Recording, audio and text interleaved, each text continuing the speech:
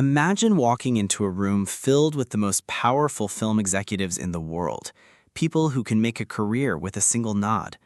Now imagine that every single one of them, despite all their wealth and influence, is visibly terrified. That's precisely what happened at the Golden Globes. The reason for their terror wasn't a hostile takeover or a scandal breaking. It was the man standing at the microphone. Ricky Gervais looked at Hollywood's elite, people who were supposedly gathered for a celebration, and told them to their face that they are all terrified of Ronan Farrow.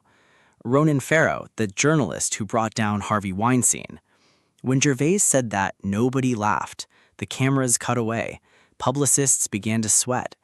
The silence in that room was deafening, and it spoke volumes more than any award acceptance speech ever could. It was a moment where the curtain didn't just twitch, it was ripped wide open, revealing the paralyzing fear that lies just beneath the glamour. What we need to understand is that there are two Hollywoods.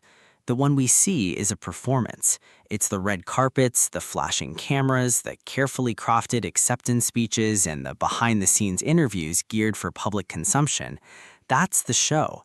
The other Hollywood, the one that truly rules the business, operates entirely in the shadows. These are the gatherings that don't appear on any calendar. They don't have press releases. You won't find a single Instagram story from them. Being spotted near one of these events can terminate a career, which is why the entry requirements aren't just suggestions. Before you even cross the threshold, you are typically required to surrender your phone.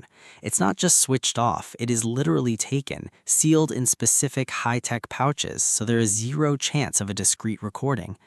This is followed by confidentiality agreements so ironclad that attorneys spend months drafting them. For these individuals, breaching an NDA doesn't just mean legal problems, it means career annihilation. But if these are merely harmless parties for rich people to blow off steam, why do they require legal castles to defend them? Why must every single visitor be bound to silence before they can even observe what's happening?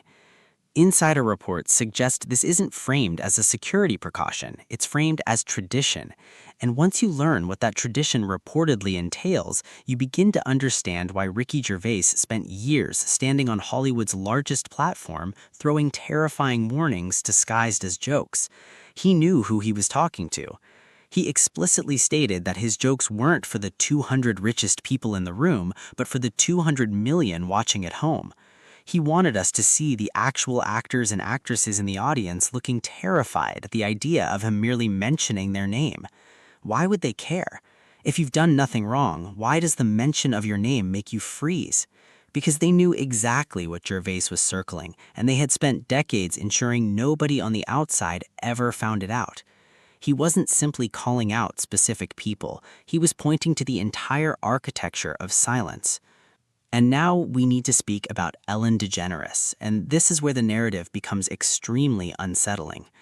Ellen built a public image on being America's daylight darling, the woman who danced into your living room and told everyone to be kind.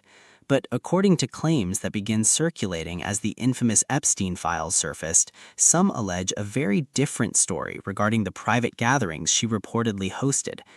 Reports describe a separate kitchen on her property, built with stainless steel, a private entrance, and crucially, no security cameras. Now, in an era where celebrities monitor every square inch of their property, the idea of a room intentionally designed without any documentation is highly unusual. The most disturbing aspect of these allegations, however, concerns the claimed menu at these exclusive dinners. Reports allege that her signature was dumplings, but inside the filling allegedly was far from standard, suggested to be human. This element, if true, reveals everything about the psychology allegedly at play. It wasn't about hospitality, this was about power, domination, and control. Allegedly served to studio heads, rising stars, and political donors, the intent, according to the theory, was binding complicity. Once you shared that secret, once you had partaken in something so abhorrent, you were bound to the group forever. No one betrays a circle that can destroy them. This is how some believe the most prominent individuals in Hollywood kept each other quiet for decades, not just by NDAs, but by common involvement in an alleged act so severe that speaking out risked taking yourself down right alongside everyone else. If everyone at the table is guilty, who's going to be the first to talk? Nobody. That is the brilliance of the design, and it's why cameras are outlawed. It's not about defending privacy, it's about shielding mutual guilt. The culture of power at this level fosters a sense of complete invincibility. When you are surrounded by people who are all equally compromised and the entire system is designed to protect you, you feel untouchable. You begin to push the boundaries, seemingly enjoying what you can get away with. We see echoes of this boundary pushing elsewhere. Remember when Sandra Bullock publicly described a specific facial she was obsessed with, explaining how a facialist would force something into your pores through microneedling? When asked what that something was, she casually explained on national television that it was an extraction from the skin of a young person, a Korean baby. The audience laughed. It was treated as a bizarre celebrity indulgence, but in the context of these darker allegations, these public disclosures, whether true or just shocking talk, reveal a disturbing comfort level with the idea of extreme non-consensual consumption. For almost 25 years, one man has been sounding the alarm on all of this, and he was repeatedly silenced for it. Corey Feldman, a former child star who symbolized 1980s innocence in films like The Goonies, was surrounded by elder men with enormous influence who allegedly used their positions to prey on young performers. Feldman has described this not as isolated incidents, but as a self-sustaining system protected by industry allegiance and financial power. When he sought to uncover this network, he was met with public attack, called unstable and labeled a conspiracy theorist.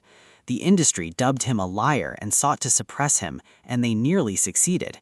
But now, as document releases expose the horrifying extent of rings like Epstein's, people are finally seeing that Corey Feldman may have been correct all along.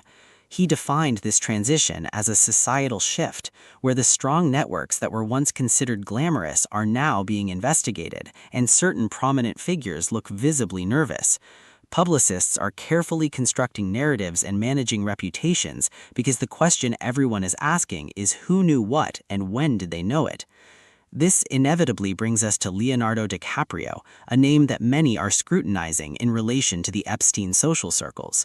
Corey Feldman has highlighted suspicious-looking photos, raising questions about what really occurred at these private events. But here is where we must be cautious. Being referenced in talks or even traveling in the same social circle as someone ultimately exposed as a criminal does not prove culpability. Corey himself emphasized the need for transparency, not conjecture. So what do the documents actually say about Leonardo DiCaprio? In June 2009, a British lawmaker contacted Epstein regarding prospective endorsement possibilities for DiCaprio in non-US countries. Let's be clear about what this means.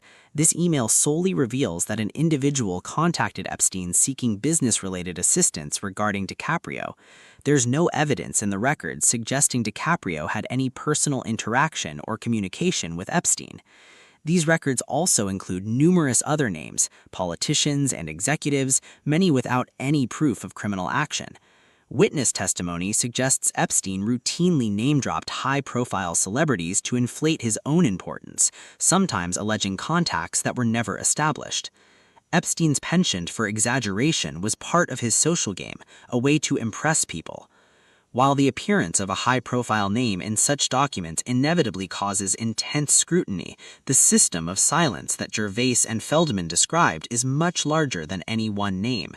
Publicists are scrambling, carefully constructing the narratives you see, and for the first time, these elite networks are looking fragile. Hollywood is changing, but whether the entire architecture of complicity will ever truly be dismantled remains an open question. The world is watching, and the system knows it.